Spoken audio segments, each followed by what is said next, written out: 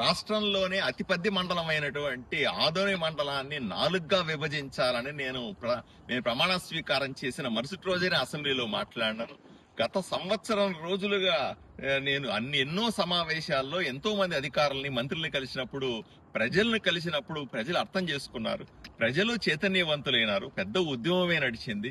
ఈ రోజు 4 చేయలేకపోయినా సరే కూటమి ప్రభుత్వం 2 మండలాలను ఏర్పాటు చేసినందుకు ముఖ్యమంత్రి చంద్రబాబు నాయుడు గారికి, పవన్ కళ్యాణ్ గారికి, నేను మంత్రులకందరికీ కూడా ప్రత్యేకంగా ధన్యవాదాలు తెలుపుకుంటా ఉన్నాను.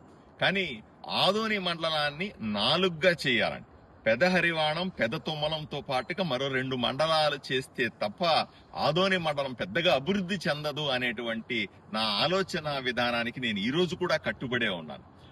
మనకు బాధ అనిపించేది ఏంటంటే మొన్న ఆ పెదహరివాణం మండలాన్ని ప్రకటించిన తర్వాత కూడా దాని పేరు మార్చి మళ్ళీ ఆదోని 2గా మార్చడం అన్నది నేను పూర్తిగా అర్థం చేసుకోగలను. పెదహరివాణం ప్రజల ఆలోచన విధానాన్ని, వాళ్ళ సెంటిమెంట్ ని మనం అర్థం చేసుకుని తీరాల్సిన అవసరం.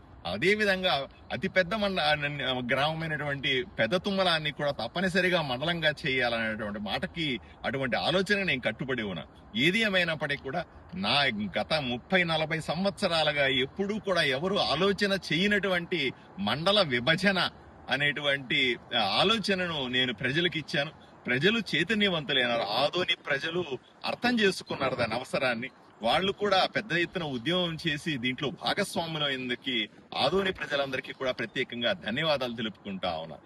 కానీ ఇంతటితో ఆగేది కాదు.